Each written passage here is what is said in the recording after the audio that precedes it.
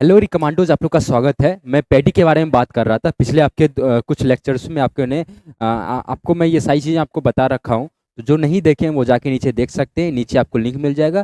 या इसके पहले का वीडियो आप देख सकते हो, या तो अगर आप प्ले स्टोर से शिवा क्लासेस बिहार एग्रीकल्चर को डाउनलोड नहीं किए हो वहाँ से डाउनलोड कर लीजिए, या गूगल पे जाके biharagriculture.co.in जो हमारा ये वेबसाइट है, इस वेबसाइट पे जाके आपको वहाँ पे फ्री कोर्सेज में पूरा सेक्शन दिख जाएगा। आप वहाँ से हर चीज़ों को देख सकते हो। तो मैंने यहाँ पे वीड मैनेजमेंट के बारे में बात कर लिया था। देन आपको हर्बिसाइड के बारे में बात कर लिया था, कौन कौन सा हर्बिसाइड का उपयोग करते हैं। देन आपको ब्यूशनिंग क्या है, पर्डलिंग क्या होती है, ये इसके बारे में बता दिया था। डेपोग मेथड ऑफ राइस कल्टीवेशन के बारे में आपको बता दिया था। देन हाइब्रिड राइस क्या होती है। देन इसके बाद गोल्डन राइस का क्या था, SRI सिस्टम क्या था, सिस्टम ऑफ राइस इंटेंसिफिकेशन, ये सारी चीज़ें आपको बता दी गई है। आगे आपके प्रोसेसिंग ऑफ राइस, ये हमारे टॉपिक बचे हुए थे। तो प्रोसेसिंग ऑफ राइस के बारे में हम लोग डिटेल से अच्छे तरीके से बात करते हुए चलेंगे। तो अगर चैनल पे नए हो, चैनल को सब्सक्राइब कर लोगे, बेल आइकन को प्रेस नहीं किए हो तो बेल आइकन को प्रेस जरूर कर देंगे, ताकि आपको इसके रिलेटेड काफ़ी अच्छे तरीके से समझ में आती रहेंगी, और आगे जो भी सेशन हमारे चलने वाले वो भी आपको अच्छे तरीके से मिल जाए। तो चैनल पे नए होगे, चैनल को सब्सक्राइब कर लीजिए। अगर वीडियो को लाइक नहीं किया, वीडियो को शेयर नहीं किया अपने दोस्तों के पास, तो वीडियो को शेयर जरूर कर दें, ताकि दोस्तों को भी आपको हेल्प मिलती रहे और आपको दुआएं मिलती रहे। ठीक है, चलो।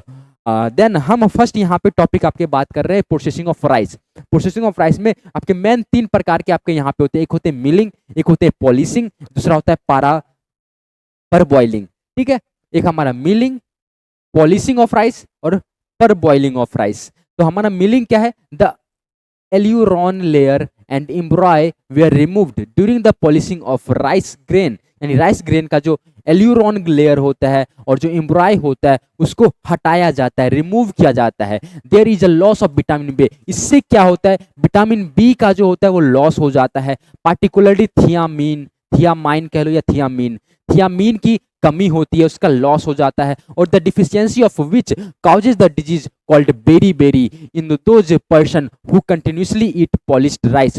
और जो लगातार पॉलिश्ड राइस खाते रहते हैं उनमें देखा जाता है कि हमारा बेरी जो डिजीज है वो ज्यादा हो जाती है। और आपको पता है कि बेरी डिजीज किसके डिफिशियंसी से होता है, तो विटामिन बी की कमी से होता है। और विटामिन बी कैसे खत्म हो जाता है, जब हम उसको पॉलिश करके खाते हैं, यानी एल्यूरॉन लेयर और एम्ब्रॉय लेयर को रिमूव करते हैं, तो वो हमारा पॉलिशिंग कहलाता है, पॉलिशिंग ऑफ राइस कहलाता है, राइस ग्रेन कहलाता है। और जब हम पॉलिशिंग करते हैं तो विटामिन बी की मात्रा जो होती है वो कम हो जाती है, यानी विटामिन बी जो पाया जाता है वो उसकी खत्म हो जाती है, नुकसान हो जाता है, लॉस हो जाता है। ठीक है, और जो कि पार्टिकुलरली थियामीन की बात करें तो उसकी कमी हो जाती है, जिससे हमारा बेरी डिजीज भी हो जाता है। तो जो लोग कंटिन्यूसली पॉलिश्ड राइस खा रहे होते हैं उनको बेरी बीमारी हो जाती है। और क्यों, क्योंकि वो पॉलिश्ड राइस खाते हैं और पॉलिश्ड राइस में विटामिन बी की लॉस होती रहती है। ठीक है, जब पॉलिशिंग करते हैं।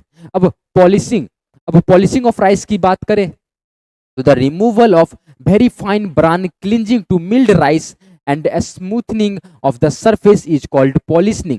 Polishing क्या होता है, पॉलिशनिंग आपका है कि removal of fine bran clinging to milled rice. जो हमारा मिल्ड राइस होता है, यानी मिलिंग करने के बाद वाला जो राइस रहता है उसमें आपके जो वेरी फाइन ब्रांड पाए जाते हैं, जो उस पर अटके हुए थे, क्लिंच होते हैं, उसको रिमूव किया जाता है। और जो हमारा सरफेस होता है, जो राइस ग्रेन का सरफेस होता है, उसको स्मूथनिंग किया जाता है। तो इस प्रकार के प्रोसेस को हम कहते हैं पॉलिशिंग। तो पॉलिशिंग करना, जैसे शू को पॉलिश करते हैं ना, ऊपर का जो लेयर होता है एकदम रगड़ के सॉफ्टन स्मूथ कर देते हैं, सेम उसी प्रकार से हमारा राइस के जो मिल्ड राइस होते हैं उसमें जो फाइन ब्रांड जो क्लिंज होता है उसको रिमूव करते हैं और पॉलिश करते हैं उसके सरफेस को, तो हमारा पॉलिशिंग कहलाता है। अब हम बात करते हैं पर बॉइलिंग क्या होता है।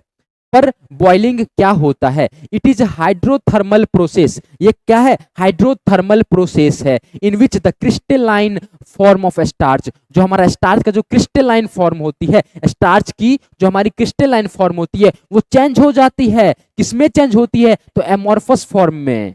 ठीक है, क्या होता है, जो स्टार्च का क्रिस्टलाइन फॉर्म जो होता है वो क्या होता है, चेंज हो जाता है एमॉर्फस फॉर्म में, on account of irreversible swelling and fusion of starch.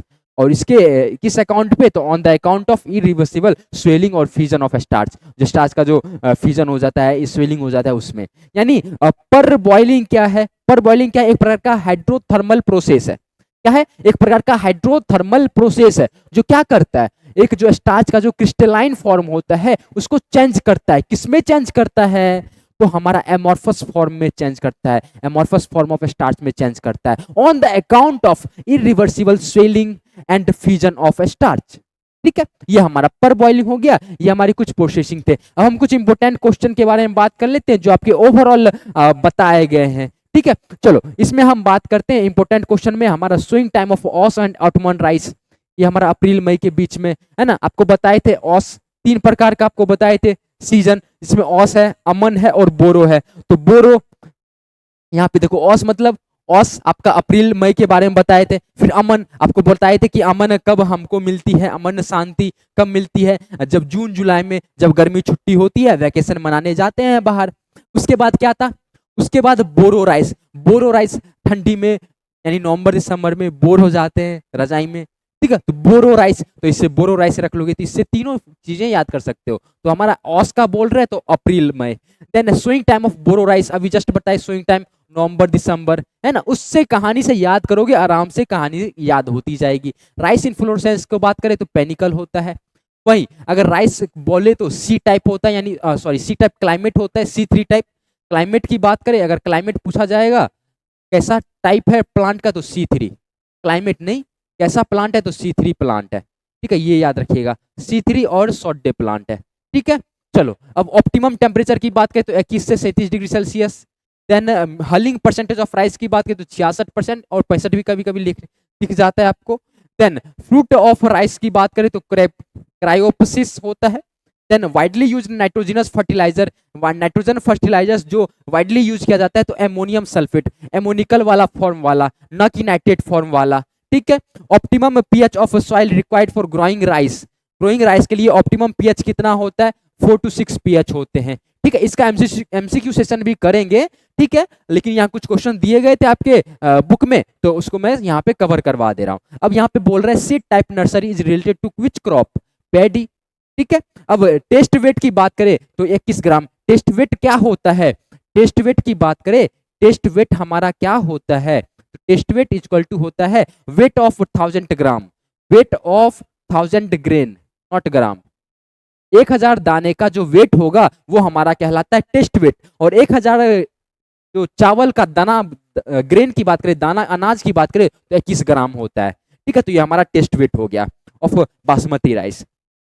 अब यहाँ पे है most critical stage of most critical stage of water for rice, booting stage होता है, booting stage not booting, booting stage होता है। उसके बाद inflorescence of rice, inflorescence of rice हमारा स्पाइकलेट्स कहलाता है। Seedling ready for transplanting in dapog method after sowing of 11 से 14 दिन के बाद। मोस्ट कॉमन स्पीसीज हमारा राइस का वीड की बात करें, वीड स्पीसीज, वीड स्पीसीज बोल रहा है। वीड स्पीसीज आपके दो प्रकार के थे, एक हमारा इकाइनोकोला स्पीसीज में, एक हमारा इकाइनोकोला कोलोनसम था, कोलोनसम था। ठीक है, main disease of rice is due to Fe deficiency, iron की कमी से कौन सा होता है, अच्छा जिंक की डिफिशियंसी से कौन सा होता है, जिंक की डिफिशियंसी से आपके कौन से रोग होते हैं, तो जिंक की डिफिशियंसी से आपके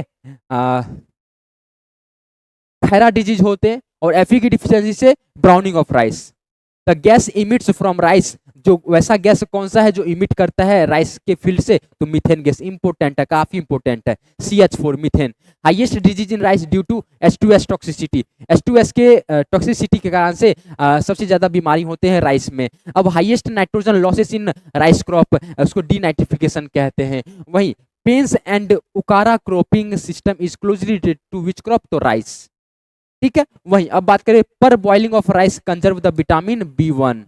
ठीक है, seed rate in dapog method of for rice is 1.5 kg per meter square. वहीं ब्रॉडकास्टिंग की बात करें तो सीड रेट कितना होता है 100 kg। अगर ड्रिलिंग से बात करें तो हमारा 60 kg per hectare. Area required for seedling preparation in dapog method हमारा 25 से 30 मीटर स्क्वायर हमारा एरिया रिक्वायर्ड होता है। Miracle rice of India is known as दया, इसके बारे में कहानी आपको बता दिया था, 1968 में आई थी, 1968 में आई थी। ठीक है, 1968 में आई थी। उसके बाद ये जो है आपका 3 प्रकार के क्रॉस ब्रीडिंग से बना था, एक हमारा TN1 था, फिर उसके बाद आपके जो अलग 2 और वैरायटी थे जिनको क्रॉस करके आपको जया बनाया गया था। ठीक है, जो कि इंडिया का पहला हाई यील्डिंग वैरायटीज है, सेमी डॉट वैरायटी। ठीक है। Gene responsible for dwarfness in rice, हमारा डीजू जीन, ठीक है, याद रखिएगा इसको, काफी इंपॉर्टेंट है ये भी। चलो नेक्स्ट क्वेश्चन आपके सामने, spacing for rice sowing of seedling 20 गुना 10 सेंटीमीटर स्पेसिंग रखता है। Khaira disease of rice is due to zinc deficiency. अगर डिस्कलेशन ऑफ सीरियल्स की बात करें तो कॉपर की डिफिशियंसी से। Rice grain is said to be extra long if it is 7 millimetre to और मोर, इससे ज्यादा होंगे। हमारा राइस ग्रेन जो कहा जाता है कि लंबा है, ठीक है, एक्स्ट्रा लॉन्ग है, ठीक है। अब वीट के बारे में बात करते हैं। वीट के बारे में हम लोग आगे बात करेंगे, लेकिन आपके जो 73 टू 80 पेज नंबर जो हमारे टॉपिक था 73 टू 80 नंबर में, उसमें वीट भी था, तो हम वीट अभी भी पढ़ लेते हैं, आगे जब सेशन स्टार्ट करेंगे तो उसमें भी पढ़ लेंगे, ठीक है। चलो वीट में बात करें तो टिटिकम मेसेटेम हमारा साइंटिफिक नेम होता है और 2n=42 होता है, ठीक है। Wheat ranks first in the world among the cereals both in respect of area and production, so wheat is called king of cereals. इसीलिए अनाजों के राजा, अनाजों के राजा, अनाजों के राजा कौन कहलाते हैं? अनाजों के राजा कौन कहलाते हैं? गेहूं कहलाते हैं, गेहूं वीट कहलाते हैं, ठीक है, गेहूं कहलाते हैं, वीट कहलाते हैं, ठीक है। तो वीट जो है वो रैंक फर्स्ट पे आता है वर्ल्ड में, पूरे वर्ल्ड में सीरियल्स पे, चाहे एरिया की बात कर लो चाहे प्रोडक्शन की बात कर लो, इसलिए वीट को किंग ऑफ सीरियल कहा जाता है, अनाजों के राजा कहे जाते हैं। In India wheat is the second most crop, तो फर्स्ट कौन सा है? राइस है। इंडिया की बात करें तो इंडिया में वीट नहीं है, राइस है, ठीक है। तो second most crop in area and production after rice, ठीक है। The world serial, the word जो सीरियल्स है वो डिराइव्ड होता है एक रोमन वर्ड से, आपको बता दिए गए थे जब नेमरा सुंदर का पहला वाला सेशन चला रहे थे, उसी में आपको बता दिए गए थे।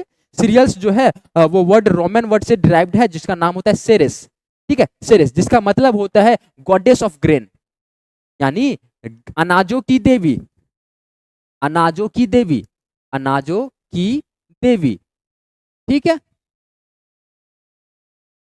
समझ में आ गया? तो चलो यहां तक हो गई। फिर wheat contains spongy protein called guillotine, ठीक है। वीट में हमारा स्पॉन्जी प्रोटीन पाया जाता है जिसको हम लोग गुलेटिन कहते हैं, और this is colloidal complex of gliadin and glutenin, ठीक है, इन इक्वल अमाउंट्स। जब ग्लाइडेनिन और गुलेटिनिन जब के कोलाइड कॉम्प्लेक्स में आ जाते हैं तो हमारे गुलेटिन का फॉर्म होता है, which is essential for baking, bakery product बनाने में गुलेटिन काफी इस्तेमाल किया जाता है। गुलेटिन जो है वो somewhat harmful to children's health, लेकिन ये जो है ना किसी भी प्रकार से जो चिल्ड्रन के हेल्थ पे असर डालता है, हार्मफुल पहुंचाता है गुलेटिन, इसलिए बच्चों को गुलेटिन से दूर रखना चाहिए, ठीक है। Wheat protein is rich in lysine is 4% total amount. Wheat जो प्रोटीन जो होता है वो लाइसिन काफी ज्यादा मात्रा में रखता है, रिच होता है लाइसिन के मामले में, जो कि 4% टोटल अमाउंट का होता है। वर्किंग इंडेक्स इन वीट की बात करें तो to determine the hardiness of grain, a higher value of PI means lower kernel hardness, ये आपको बताता है वर्किंग इंडेक्स, ठीक है। उसके बाद in wheat the permanent adventitious root develops below the soil surface after the appearance of the first leaf, जो कि CRI स्टेज में होता है, उसको कहते हैं नोडल रूट्स। तो क्या कहते हैं? नोडल रूट्स कहते हैं। वीट इन्फ्लोरेसेंस जो होता है उसको कहते हैं ईयर या स्पाइक कहते हैं, और सीड जो होता है वो कैरियोप्सिस कहलाता है, ठीक है। वहां पे हमारा फ्रूट कहलाता था कैरियोप्सिस, यहाँ पे इसको सीड को कैरियोप्सिस कहते हैं, और इन्फ्लोरेसेंस राइस के इन्फ्लोरेसेंस को क्या कहते थे? पेनिकल कहते थे, और राइस वीट के इन्फ्लोरेसेंस को हम लोग क्या कहेंगे? ईयर कहेंगे या स्पाइक कहेंगे, या स्पाइकलेट्स भी कहा जाता है, जब समूह में आएगा तो स्पाइकलेट्स कहा जाता है। Mustard is very common crop usually intercropped with wheat, गेहूं के साथ में हम लोग मस्टर्ड की खेती करते हैं, जो कि अंतरकर्षण के मुकाबले में आता है, उसके कंपेयर में आता है, इंटरक्रॉप्ड करते हैं। इंटरक्रॉपिंग अगर करेंगे वीट में तो मस्टर्ड को हम लोग लगाते हैं। Test weight of wheat grain कितना होता है? 40 से 42 मिलीग्राम होता है, mg होता है। वहीं अगर राइस की बात करें तो, वहीं अगर राइस की टेस्ट वेट की बात करें तब, टेस्ट वेट की बात करें तब, वहीं राइस की टेस्ट वेट की तरफ बात करें तो कितना होता है? 21 ग्राम, याद रखना है। और टेस्ट वेट क्या होता है? अब यहां जो आपको टेस्ट वेट लिखा हुआ है इसका मतलब क्या हुआ? Test weight of wheat grain मतलब 1000 वीट के ग्रेन का, वीट ग्रेन का टोटल वेट, टोटल वेट हमारा क्या कहलाएगा? टेस्ट वेट कहलाएगा। और टेस्ट वेट 1000 गेहूं के दाना का वजन कितना होता है? 40 से 42 mg होता है। While test weight of phalaris minor, जो फ्लेरिश माइनर अब क्या है? एक बार वीड है, just look like as a wheat, है ना, वीड है हमारा, वीड ऑफ वीट, ठीक है, just look like as a wheat, जिसका सिर्फ 1 ग्राम होता है, ठीक है। अब वही बात करें gene responsible for darkness in wheat की बात करें तो नॉरिन 10, वीट के आपके बात करें जीन रिस्पॉन्सिबल कौन होता है डार्कनेस का, तो हमारा नॉरिन 10 होता है। अगर वही राइस के बारे में बात करें तो डीजीयूजीन आपको बता रखा हूँ, which is a Japanese variety, जो कि जापानीज वैरायटी होता है, और आइसोलेट किए थे डॉक्टर नॉर्मन इबॉरलॉग जो कि 1960 में मैक्सिको में, ठीक है।